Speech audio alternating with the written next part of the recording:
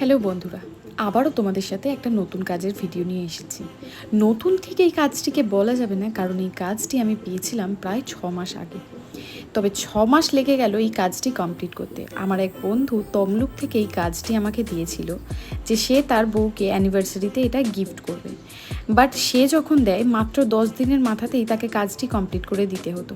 এই ধরনের কাজ নিলে আমরা ক্লায়েন্টদেরকে সবসময় বলে দিই যে অন্তত 2 মাস যেন আমাদেরকে সময় দেওয়া হয়। কিন্তু এই কাজটি করতে গিয়ে বুঝতে পারলাম যে এটি 2 মাসের কমের কাজ নয়।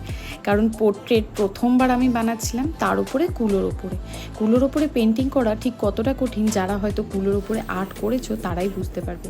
ভীষণ আনইভেন, এবং কাজটি আমাকে করতে হতো কার্টুনের মতো নয়, কিছুটা রিয়েলিস্টিকভাবে। তাই এটা হয়ে দাঁড়িয়েছিল আমার কাছে একটা চ্যালেঞ্জের মতোই। আমি চেষ্টা করেছিলাম কাজটিকে ঠিক যতটা রিয়েলিস্টিক করা যায় ততটা রিয়েলিস্টিক করার। তবে জানো, এটা কিন্তু আমার জীবনের প্রথম পোর্ট্রেট ছিল। এর আগে আমি অনেকবারই পোর্ট্রেট করেছি, বাট সেটা অবশ্যই কার্টুন ফেসে, কখনোই রিয়েল ফেস নিয়ে আমি কখনোই পোর্ট্রেট বানাইনি। তাই এটা আমার জন্য ভীষণ ভয়ের ছিল যে আমি কি এটা পারফেক্টলি করে দিতে পারবো তাকে, যদি না করে দিতে পারি তখন কি হবে।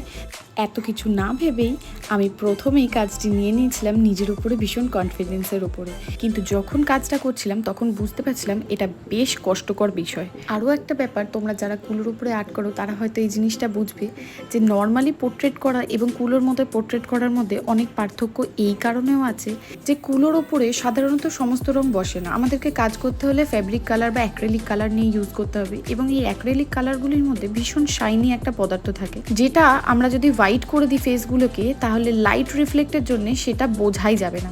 যে কারণে কুলো পেন্টিং করতে গেলে আমাদেরকে ফেসগুলোকে সবসময় একটা নিউট্রাল কালারে রাখতে হয় বা ডার্কান শেড করে দিতে হয়। তাই আমি প্রথমেই বেসে একটা করে নিউট্রাল কালার দেওয়ার পরেই লাইট এবং ডার্ক কালার দিয়ে কন্ট্রোর এবং হাইলাইটটা করে নিয়েছিলাম।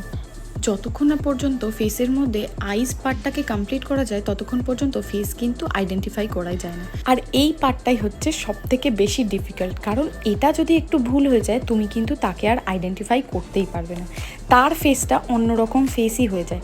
তাই আইটাকে একদম অ্যাকিউরেট রাখাটা ভীষণ জরুরি হয়ে পড়ে পোর্ট্রেটের ক্ষেত্রে অন্তত। আমি যেহেতু এই ফটোটা দেখে বানাচ্ছিলাম, তোমরা দেখে বুঝতেই পারলে যে ওর চুলটা কিন্তু কার্লি ছিল, এবং এটা আমার জন্য আরও একটা চ্যালেঞ্জ হয়ে দাঁড়ায় যে কীভাবে আমি সেই জিনিসটাকে ফুটিয়ে তুলব।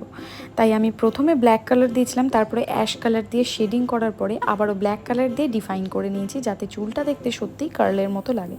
আবার যখন শাড়ির কালারটা করতে গেলাম তখন দেখলাম যে এটা ভীষণ ডার্ক একটা কালার, শেডিং করতে ভীষণই অসুবিধা হচ্ছিল। তাই প্রথমে আউটার লাইনগুলোকে কমপ্লিট করে তার মধ্যে জল মিশিয়ে হালকা করে তবে আমি ডিফাইন করেছিলাম কালারটা। আমি এই কাজটিতে যতটা পেরেছি ততটা ডিটেলিং দেওয়ার চেষ্টা করেছি, কোথায় কিভাবে শেড দিতে হবে সেই সমস্তটা, এবং যতটা ডিটেলে ভিডিওটিকে বানানো যায়, যতটা সিমিলিয়ার ফটোটিকে বানানো যায় ততটাই করার চেষ্টা করেছি। শাড়িটাতে ভীষণ হেভি জরির ওয়ার্ক ছিল, সেই কারণে আমি সিলভার এবং গোল্ডেন গ্লিটার কালার ইউজ করেছিলাম এখানে জরির কাজ করার জন্য, এবং ওয়ার্কটিকেও যথাযথভাবে ডিফাইন করার চেষ্টা করেছি, যতটা সিমিলিয়ার বানানো যায়। আমি আগেও বলেছি তোমাদেরকে, হয়তো এটা ক্যানভাস হলে আরও সুন্দরভাবে ফুটিয়ে তুলতে পারতাম, বাট ও আমাকে কুলোর ছবি দেখিয়েই বলেছিল যে কুলোর মধ্যে বানিয়ে দিতে হবে। গয়নাগুলো পরালে এবং মাথার ফুলটা বানিয়ে দিলেই কিন্তু পুরোপুরি আমার কাজটি কমপ্লিট হয়ে যাবে। এই সম্পূর্ণ কাজটি করতে আমার প্রায় 6টা মাস সময় লেগে গেল। পোর্ট্রেট তো কমপ্লিট হয়ে গেল, এবার এটাকে সুন্দর করে সাজিয়ে নেওয়ার পালা। তাই আমি এখানে যেহেতু পোর্ট্রেটটাকে হাইলাইট করতে চাই তাই আশেপাশে খুব বেশি সাজাইনি। তোমাদের কেমন লাগছে আমার ভিডিও অবশ্যই কমেন্ট করে জানাতে ভুলো না, এবং এইটাতে জানি অনেক ভুল ত্রুটি থাকার পরেও কেমন লাগলো সেটাও কমেন্টের মাধ্যমে জানিও। দেখা হচ্ছে নেক্সট ভিডিওতে, আজকে আসি, টাটা।